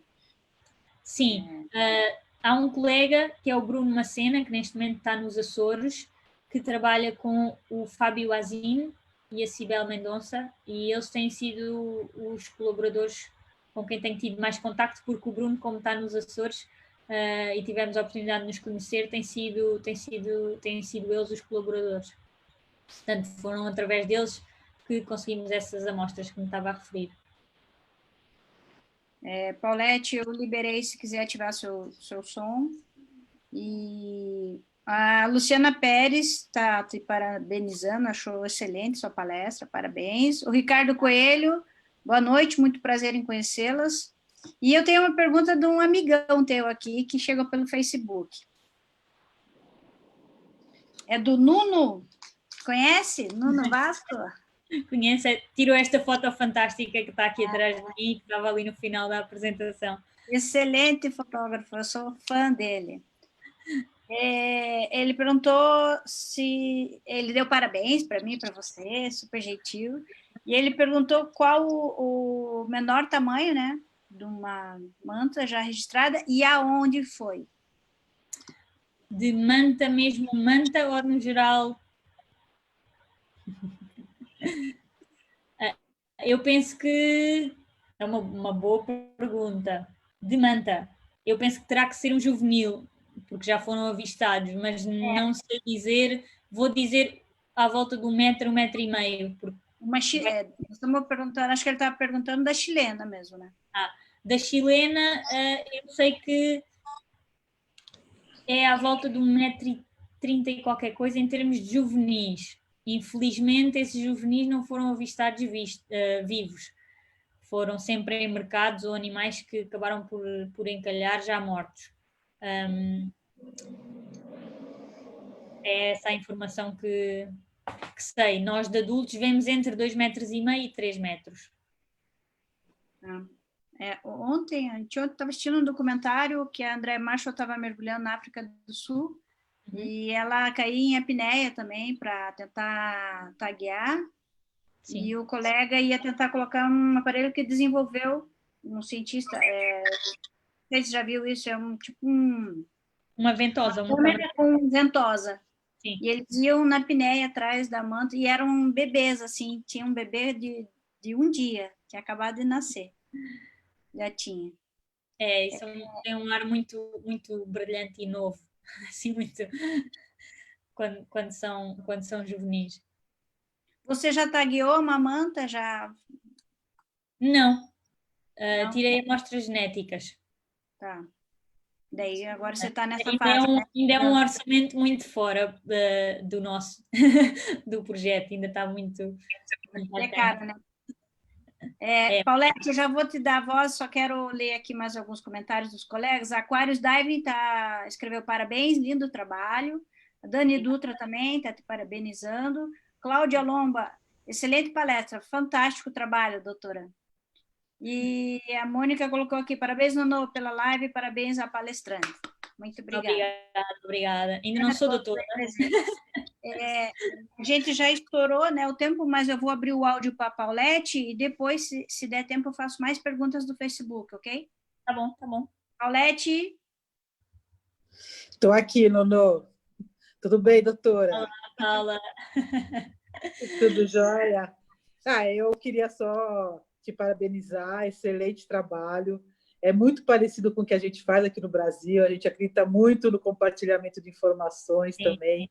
Os mergulhadores têm nos ajudado muito, Cidadão Cientista é um projeto, um programa mundial aí que tem nos trazido muitas informações bacanas.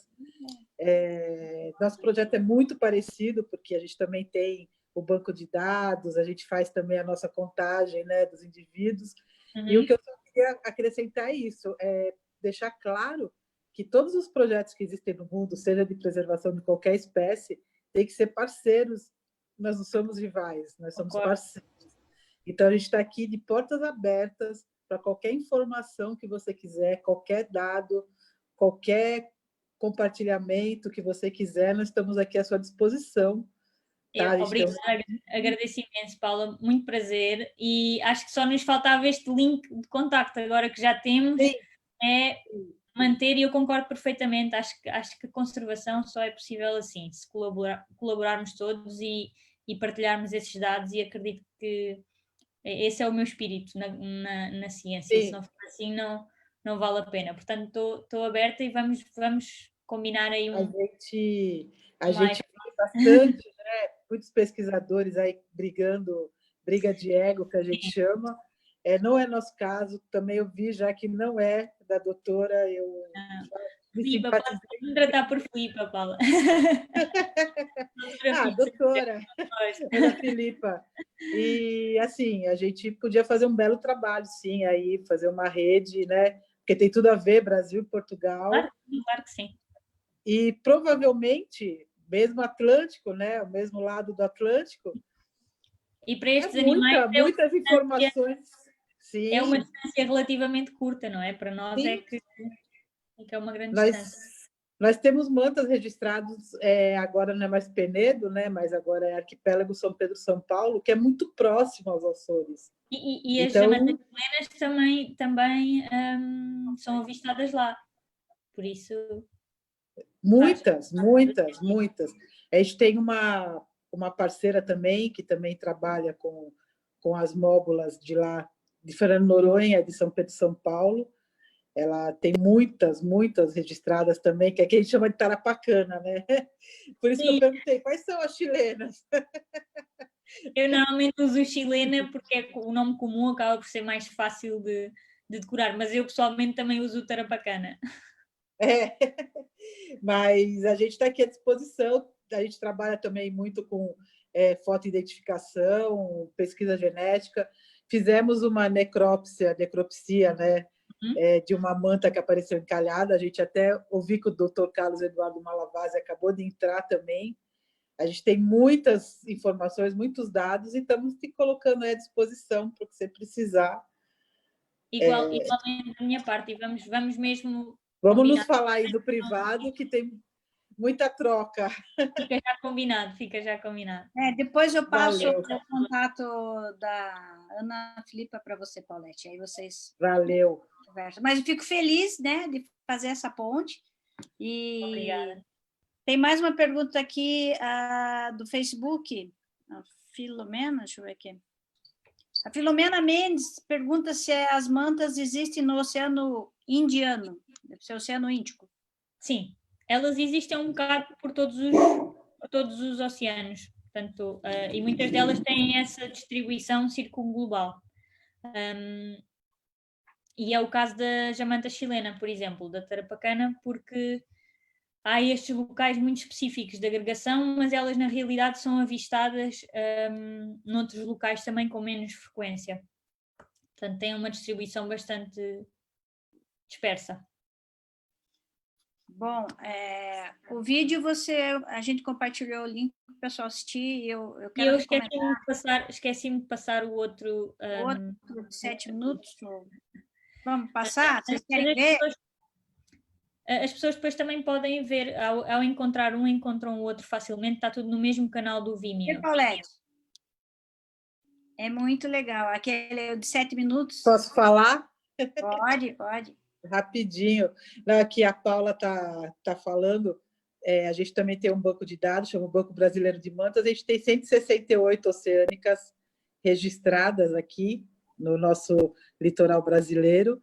E do vídeo, a gente também faz um trabalho de vídeo, que é educação ambiental. A gente faz vídeo 360, inclusive a Noeli já fez comigo lá em Revila. Eu tenho que ver esse, que eu ainda não vi. Tenho que partilhar. A gente também vai te deixar aí à disposição, se você precisar, porque a gente tem um domo inflável, né? E a gente leva a criançada para dentro dele. Agora não pode mais, né? Mas ia gostar de ver esses vídeos e podemos sempre fazer uma comparação com as nossas, que são menos indivíduos, e compará-las com as vossas. O nosso banco de dados está no nosso site, ele é disponível para qualquer pessoa que quiser consultar. Então, está no mantasdobrasil.org.br. Você pode fazer essa comparação.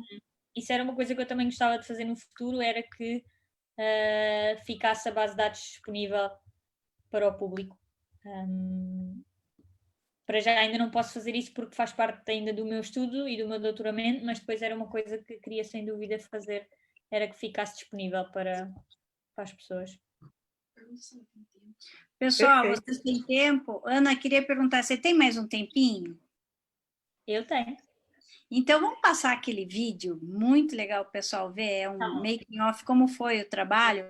E aí, eles vendo esse vídeo, eles vão se interessar em ver o vídeo em 360, que eu recomendo que vejam no celular ou com aqueles óculos, para você entender, ter bem a noção como é que são os mergulhos lá. O que eu vou partilhar convosco é...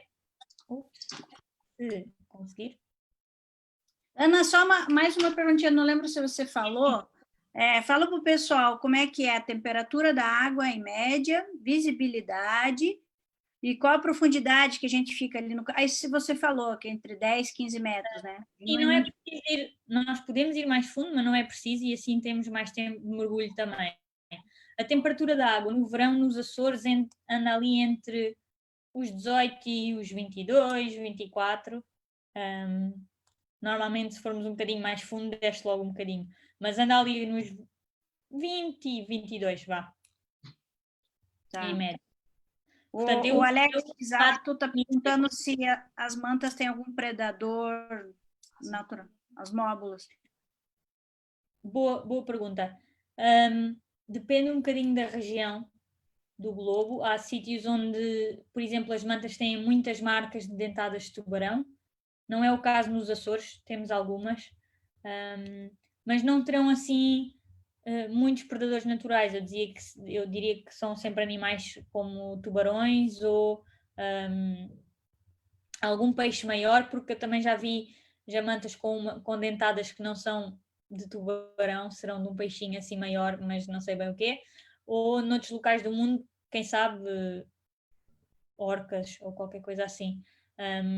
Mas mesmo a maior ameaça para elas somos mesmo nós e a nossa pesca direcionada e pesca acidental. Portanto, essa é a maior ameaça que elas enfrentam. Ou seja, o ser humano. Exato.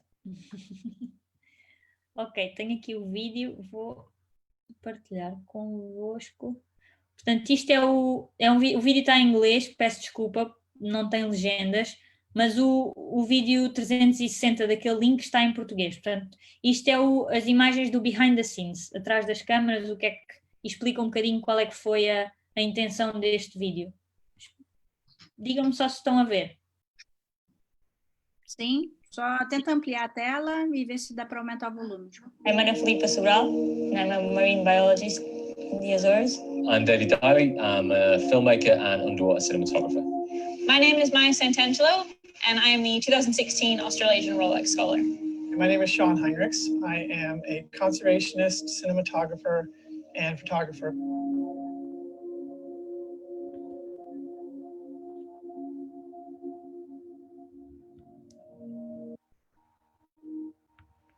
My name is Danny Copeland. I'm here on Santa Maria Island in the Azores with a team of people to create a 360 virtual reality film about the mobula rays that you can find in the waters around this island. I chose 360. Travou o áudio aqui, Ana. Tá passando aí para você? Vocês estão ouvindo? Eu não estou ouvindo o que ele falou. Eu pensava que o som podia fazer mute a mim e o som continuava. Pus um bocadinho para I trás. chose 360 because this film is going to be shown to the delegates at the CITES conference in South Africa, immersing them in like a 360 environment. Uma boa ideia de ir narrando, Ana.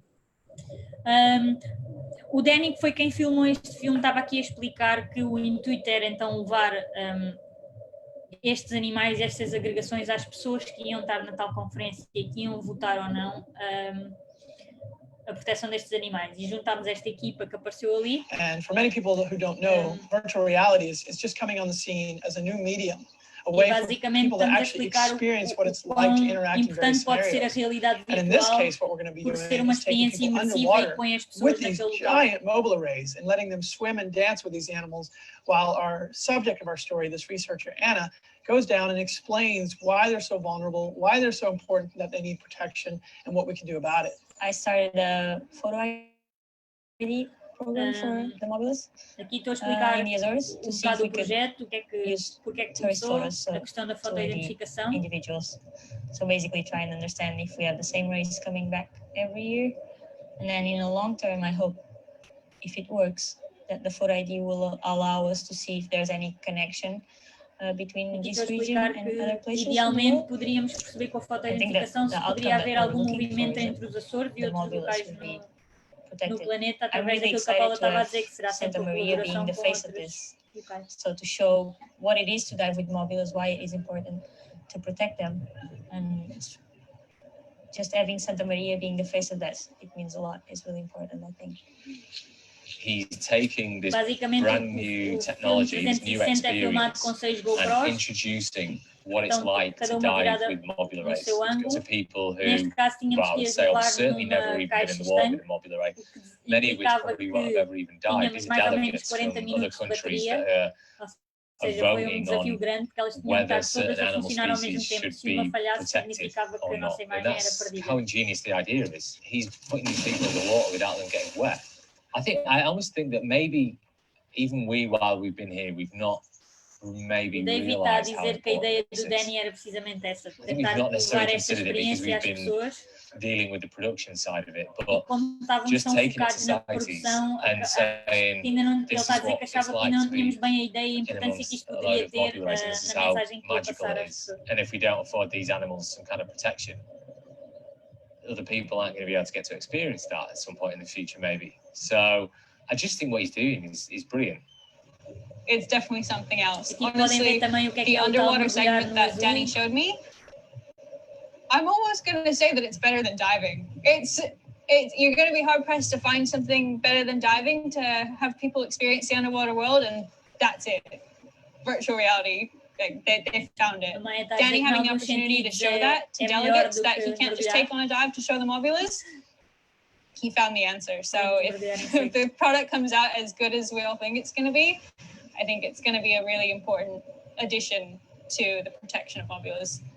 Now, I can say the first time we dropped in the water, I was a little bit nervous because we drop in and you're on this seamount and it's 40 meters down to the bottom. You can't even see the bottom. You descend down O this chão rope está a and then you explicar. basically hang in the blue. Nós ficamos ali à And espera hang in the no blue. azul e And hang neste in the caso blue. os primeiros And dias nós initially we got ficámos à pretty espera, nervous à that espera, à I, for espera myself, e não had flown vimos all diamantes. around the planet. Ficámos todos And I'm going to hang bastante in the blue for nervosos. 6 days and fly home and get nothing.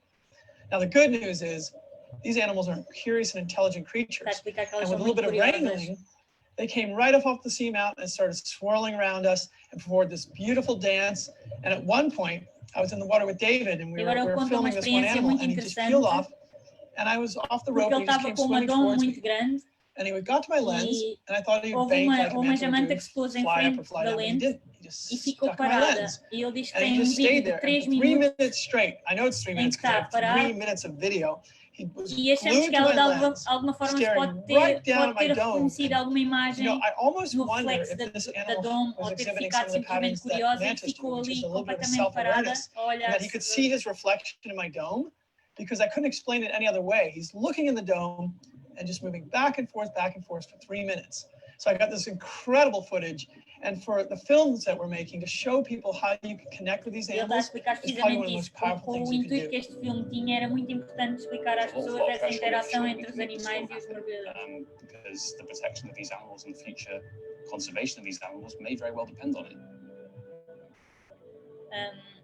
Portanto, em outubro de 2016, quando foi a conferência, nós levámos o vídeo e era a conferência CITES, que regula o comércio de espécies ameaçadas de fauna e flora a nível mundial.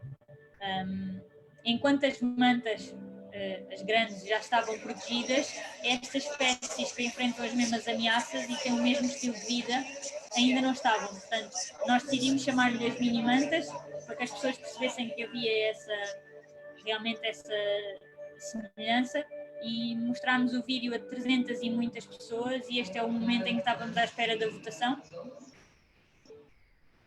Vou-vos deixar.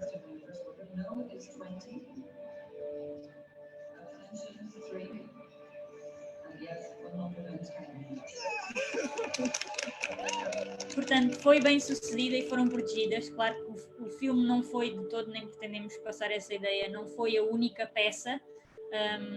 Antes, pelo contrário, foi uma pequena parte desta campanha e houve uma data de organizações não governamentais que fizeram um papel excelente, porque têm que fazer o acompanhamento dos países que sabemos que à partida vão votar contra, e há todo um outro mundo nestas conferências, e isto foi só uma pequena parte em que realmente fomos ali puxar ao sentimento das pessoas para fazer com que alguns dos países que ainda estavam na dúvida acabassem na realidade por votar sim, mas não foi de todo a razão única pela qual foram protegidas. Mas pronto, espero que vos deixe com curiosidade de ver o vídeo 360 e que gostem. O link está aí no chat. E obrigada a todos por assistirem. Parabéns, show, bem legal esse vídeo. Obrigada pelo convite, Noeli. Obrigada a todos pela participação e pelas perguntas. Espero que tenham gostado. Eu só agradeço. Pessoal, se quiserem fazer mais alguma pergunta. A Maria José acabou de disponibilizar o link do vídeo que eles produziram em 360, assistam, que é maravilhoso. E eu queria comentar uma coisa, até brinquei com a Maria aqui. Acho que vou comprar um óculos desse para daí assistir o vídeo, e já que eu não estou mergulhando, é o jeito de eu matar minhas saudades do mergulho. Eu acho que sim, é uma boa ferramenta nesse sentido. Uma ideia legal que você falou é pegar esse óculos, fazer um projeto e levar para as escolas, para as crianças verem como é o mundo subaquático, se apaixonarem pelas mantas, porque o ser humano só preserva aquilo que ele conhece. Eu acho que uma grande ferramenta que vocês têm nas mãos aí, Não, eu acho que sim, e lá está, pela reação das crianças e mesmo de adultos que não são mergulhadores, a reação das pessoas a este vídeo é fantástica, portanto tem sido uma ferramenta ótima, e a quantidade de pessoas que tiram os óculos com as lágrimas nos olhos foi uma surpresa para nós, e tem sido realmente uma maneira de fazer com que as pessoas fiquem, investam emocionalmente nestes animais, e que depois queiram saber mais e queiram acompanhar este tipo de atividades. Portanto, tem sido mesmo muito bom, e qualquer projeto que tenha essa possibilidade de obter uns óculos e de ter algum tipo de conteúdo deste género, aconselho vivamente. E se assim for, eu estou disponível para também enviar este vídeo para quem quiser usar para esse fim. Que legal. Pessoal, escreve o e-mail aí para a gente no chat, quem quer, e ela disponibiliza, depois ela manda, né, doutora? Tem uma pergunta aqui do doutor Carlos Eduardo Malavasi, né, pela Paulette, ele mandou essa pergunta. Se você precisar dar uma olhada... peraí. Paulette escreveu assim: você pode falar que se ela precisar, posso dar uma olhada nessas marcas de mordidas, às vezes é tubarão charuto, o que daria uma excelente publicação, porque normalmente é encontrado em meca e atum. Eu já vi doutor, agora entendi, doutor Carlos Eduardo Malavasi se dispõe a te ajudar. Muito obrigada, e agradeço. E vou tentar fazer uma compilação de fotos. Já vi uma marca desse género, mas infelizmente não consegui chegar perto o suficiente para ter uma boa imagem. Nessa altura ainda só tinha uma GoPro. Mas há outras marcas que realmente parecem ser de um peixe maior que não um tubarão. Mas vou tentar fazer uma compilação, vou apontar aqui. Porque era realmente interessante tentar perceber o que é que poderá ser. Claro que isto são marcas que os animais já podem trazer de outro local quando chegam aos Açores, mas de qualquer das maneiras era uma coisa que eu gostava de começar a fazer no futuro, era tentar medir, mas nem sempre é fácil. Tenho andado focada na fotoidentificação e na recolha de amostras, e acaba por ser muito instrumento para carregar ao mesmo tempo. Mas era uma coisa interessante a fazer no futuro. Também medir as rémoras era uma coisa interessante. O que a gente pode combinar é montar uma expedição lá para Açores, e aí eu já participei com a Paulette, com o Ricardo, com a Ana, Paula, eles também levam, né, aqueles lasers para medir, a gente fez foto-identificação de várias mantas, acho que eles têm até um recorde, numa viagem eles conseguiram registrar 65 lá no Equador, e também você faz a coleta, né? A Paulette, ela, por exemplo, tem uma técnica, ela com uma escovinha assim de dente, ela tira um pouquinho, põe num potinho, depois fazem os estudos, né? Então, acho que é uma coisa bem legal a gente combinar aí uma expedição. Acho que os brasileiros vão... a Paulette disse que não usa mais isso, tá? Mas eu estou só comentando que eu já participei e vi isso acontecer. Eu acho que a gente pode, no futuro, fazer uma grande aliança dos brasileiros, né, com você, com Portugal, e assim, quem vai ganhar é a preservação toda, né? Sim, eu acho que... Muita gente passou os e-mails aqui também, viu? Vou te mandar depois. Ok. Tá? Eu acho que o vídeo é capaz de ser um pouco pesado para enviar, mas vou ver. Se não, posso enviar os links. Por um WeTransfer, não sei, será que consegue?